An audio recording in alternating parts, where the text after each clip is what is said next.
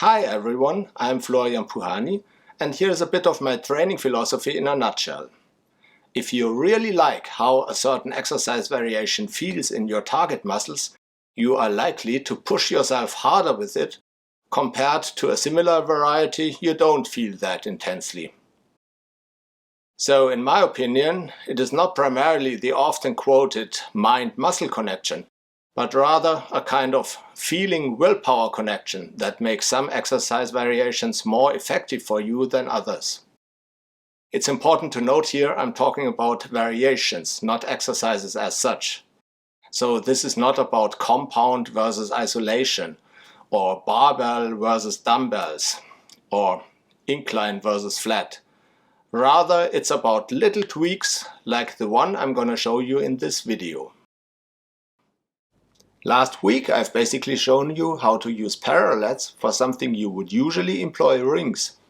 I did that because someone of you had asked me about it, even though the inventors of the Kelly rings had thought about that use before me. This time we kind of do the opposite, also using the rings part for something we would normally just need parallettes. Now that idea per se is also one the product's designer has had before me, as you can see on the Kelly Rings YouTube channel. If you flip the Kelly ring over, you can do all kinds of stabilization exercises from that peculiar plank position. I, for once, tried diamond push-ups and diamond pike push-ups, although I've never really liked either of those exercises. And it turned out I still don't. So I went beyond the inventor's suggestions and came up with a variation that isn't about stabilization anymore, but putting more focus on your pectoralis major muscles. Let me stress this again. This is not a major game changer that would propel your chest development up to a new level. But it could make the difference whether or not you find it worth it to include push-ups into your training program. My feet are elevated by 40 centimeters and each of my hands rests with its heel and all fingertips on the rim of an upside-down Kelly ring. The parallettes are, well, parallel to each other on the floor, and the middle fingers run exactly above them. Later in this video I will also show you what to do if you have smaller hands.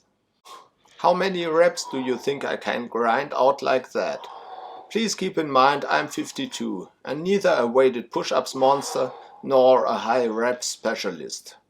Let's agree if I exceed your expectations by far, I won't hear anything from you about the stability issue, okay? You may call it cheating that I kept my back slightly arched, which to some degree may have detracted from the decline angle.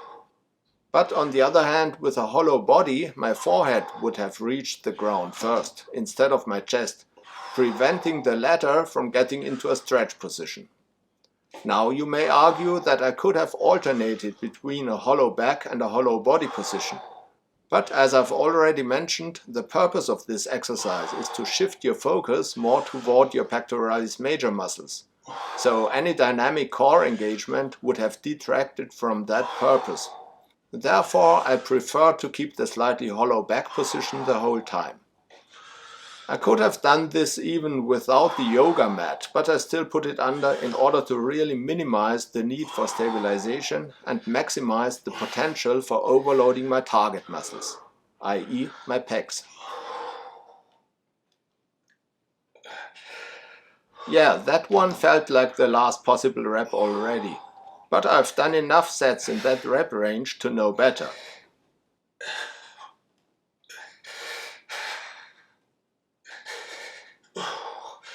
Voila! And yes, that felt really satisfying.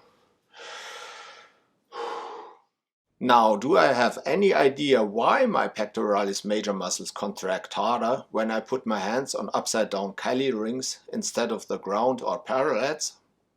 Yes, actually I do have a biomechanical explanation for it. How much stock you take in that kind of stuff is up to you, of course. The tipping motion from outward to inward tilt of the Kelly rings means a slight shift from supination to pronation and from radial to ulnar deviation. Since the wrists are dorsiflexed, these movements are only subtle. But according to functional kinetics, they lead to a tendency called ongoing movements in your elbows and shoulders, namely elbow extension and shoulder inward rotation. So the tilting towards the center facilitates a stronger lockout in your elbows and a harder contraction in your pecs, since inward rotation is in fact one of their functions, if not the most predominant one, of course. Like I said before, this can also be done with smaller hands. Just let some of your fingers rest on the underside of the parallettes instead of the rim.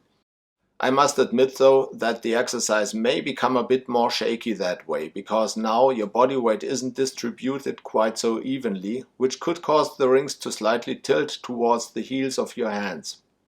But I think it should still be manageable enough to not defy the purpose of the exercise variation entirely. Now, if you're still here, chances are that I haven't bored you, at least not completely. So I hope it is not too much to ask of you to give this video a thumbs up. Also, I would be much obliged if you could share it with anyone who you think could be interested in it. I would be very interested in your comments below in general and your ideas for further videos in particular. Thank you for your ongoing support. My name is Florian and I will continue to make an effort so that you don't get bored with your training.